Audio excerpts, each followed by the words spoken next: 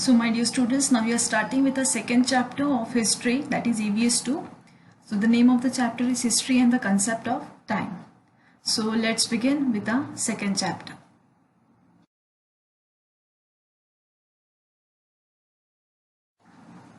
So my dear students, in this video I'm going to cover the topics such as the division of time and timeline, and the measurement of time and the methods of measuring time. That is, we are going to study the different methods of measuring time.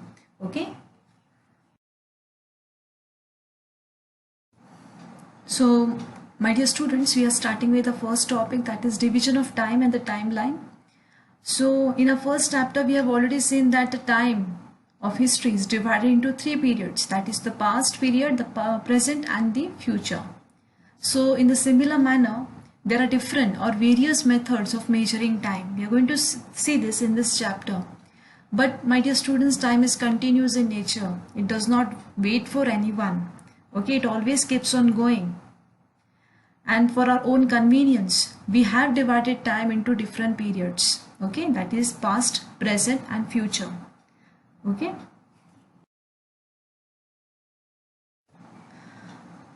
So dear students, a small example is given on the screen.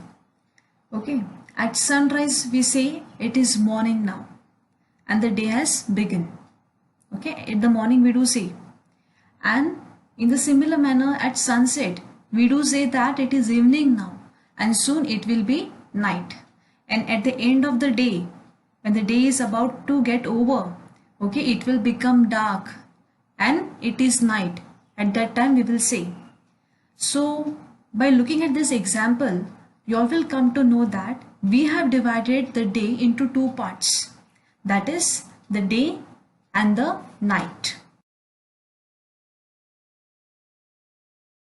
So my dear students, we have divided the day, that is the time of that day, into a day and night for our own convenience, for our own purpose.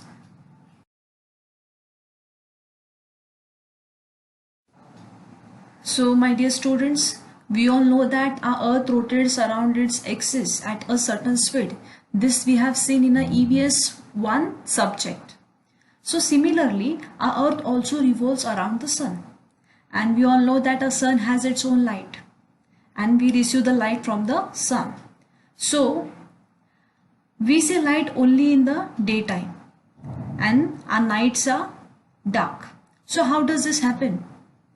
My dear students, as the earth rotates around its axis, okay, look at the diagram which is being displayed on the screen. The earth which rotates around its axis, that part of the surface, okay, which turns towards the sun, the part which is turning towards the sun becomes bright because it is near to the sun. And the part that moves away from the sun, it moves into darkness. And therefore, there is night in that part. Okay, so our earth rotates around its axis and it takes 24 hours to complete one rotation around its own axis. And these 24 hours are approximately divided into 12 hours of daytime and 12 hours of night time. And a period of daytime and the following night, okay, that together makes one day. So my dear students, we all know that 7 days from Monday to Sunday makes 1 week. Okay, that is Monday, Tuesday, Wednesday, Thursday, Friday and Saturday and Sunday. Okay, so this 7 days, they makes 1 week. Next is 2 weeks make a fortnight.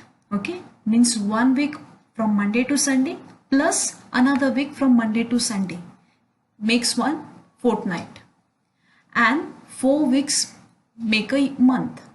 So 4 weeks means Monday to Sunday plus Monday to Sunday plus Monday to Sunday, like this 4 weeks. Okay, they make 1 month. And next is 12 months make a year. That is 365 days in a year makes 12 months. And this 12 months means a year. So in this manner, we measure or we reckon time in bigger and bigger units. That is, we went from week to fortnight, from fortnight to month, and from month to year.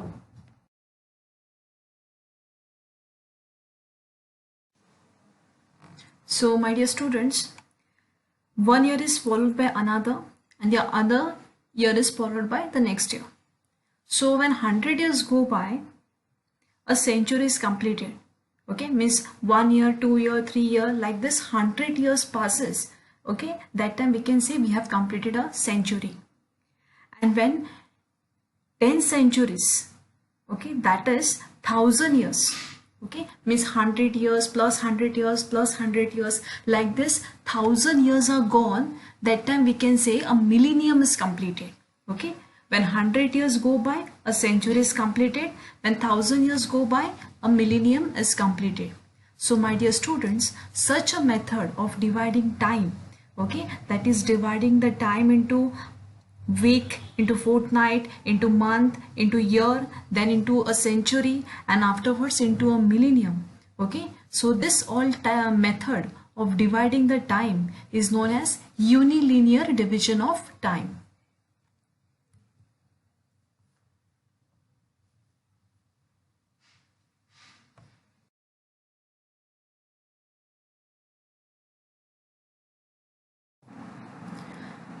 So my dear students, we just now saw that the unilinear division of time, okay, in that the years follow one after the other. They are arranged in serial order. Serial order means what? They are arranged in a chronological order. That is, they are arranged in proper order, ascending order we can see. Means from 1, 2, 3, 4, 5, 6, okay, in proper order. Okay, they are not mixed up. So in history books also, a chain of events that follow one after the other, okay, it is also presented in a linear and a serial manner.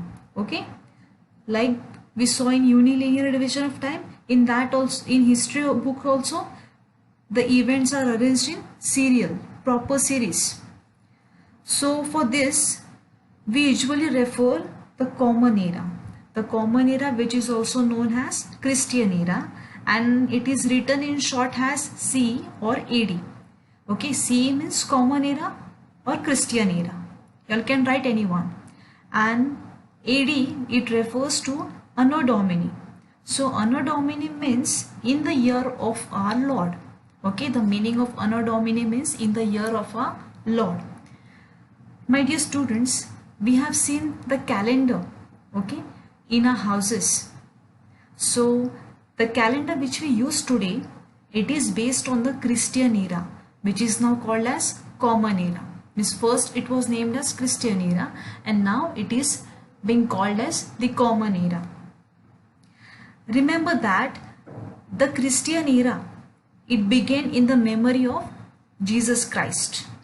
Okay, Jesus Christ is the Savior, is the Lord of the Christian people, the Christian religion. So that calendar, okay, which was based on the Christian era and which is based on the Christian era, which we are using now, okay, it is also shown with the number 1. Okay, and the years after that are indicated by the next numbers in the serial order. If you all see a calendar, okay, you all have seen it. So you will see the month always start from first, okay, from 1, 1st Jan, 2nd Jan, 3rd Jan, in proper order. Okay, means first month, second month, third month, means 1st Jan, 2nd Feb, 3rd March. Okay, so it is in proper series, it is in proper serial. Okay,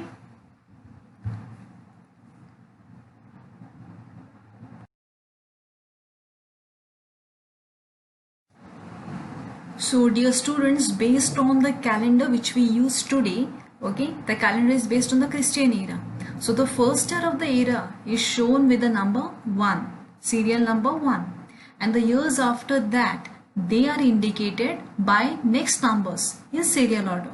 Means first year is 1, so second year will be 2, then 3, 4, 5, 6. Okay, so it will go on and on in proper serial order. Okay, or it is also known as in a proper chronological order. So my dear students, the first 100 years, Okay, we saw that the 100 years means it is called as a century. So the first 100 years, that is the first century of the era, it is written as 1 to 100 CE. Okay, that is 1 to 100 Common Era or 1 to 100 AD, that is Anno Domini. Okay, either you all can write 1 to 100 CE or else you all can also write 1 to 100 AD. Okay, but do remember, in Common Era or Christian Era, it is written in ascending order. Okay, in proper series, serial. Okay, that is 1 to 100. Okay, and therefore the first 100 year is written as 1 to 100 CE or 1 to 100 AD. I hope you all are clear with this.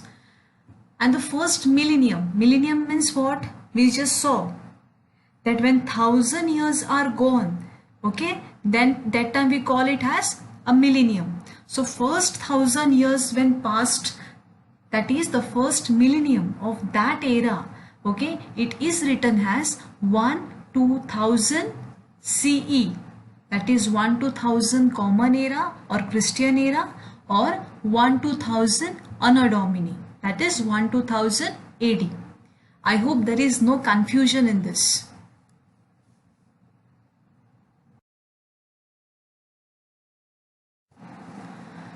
So dear students, just now we saw Common Era or Christian Era, okay, and now we are going to see the time before the Common Era or the time before the Christian Era. Means before Common Era or Christian Era, how they used to write or how the time was divided. Okay, so the period before the Common Era is known as before Common Era or before Christian Era. You all can either write BCE, that is before Common Era, or else you all can write before Christ. Okay, that is BC. Why it is written as before Christ? Because we saw that the Christian era or the Common Era began in the memory of Jesus Christ. Okay, so before Jesus Christ, the period before the Jesus Christ is known as before Christ or before Common Era. Okay, no confusion in this. So the years of this period, they are counted and they are written in reverse order. Now we saw that in Common Era and Christian Era we have written, okay, how they used to write 1 to 100 C or 1 to 1000 C. Okay, means in series, in proper serial, in proper order. But here it is not written in proper order. Okay, it is written reverse, in a reverse order. Okay, means they don't write 1 to 100 C, they write 100 to 1 C. This we are going to see in the next example.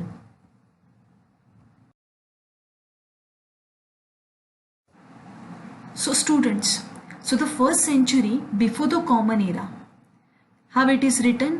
100 to 1 before Common Era, that is 100 to 1 BCE. You all can also write 100 to 1 BC.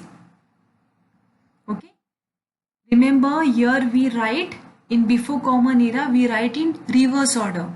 Okay, and the first millennium, that is when 1000 years are gone by, okay, that time we call it as a millennium. So the first millennium before the Common Era is written as 1000 to 1 BCE. Okay, there should be no confusion. Once again I am telling you all, in Common Era or Christian Era we write in order, in a serial order, but in before Common Era we are writing this in reverse order. Common Era we wrote 1 to 100 C, and in before Common Era we are writing as 100 to 1 BCE. Okay, and there should be no confusion between C or BCE. BCE we write where? Before Common Era, and CE we write at Christian Era. Okay, so your example is also given to you. The example is that the lifetime of Vardhaman Mahavir, the image is being displayed of Vardhaman Mahavir. So how the lifetime of the Vardhaman Mahavir is written? Because he was born before Christ in that era. So how his lifetime is being written. Okay, it is not written as 527 BC to 599 BC. Why it is not written like that? Because here we are writing BC, that is before Christ, and therefore it is always written in a reverse order. So therefore how we write, how we display the lifetime of Vardhaman Mahavir as 599 BC, that is before Christ, to 527 BC, that is in reverse order. I hope there is no confusion and you all are clear with this.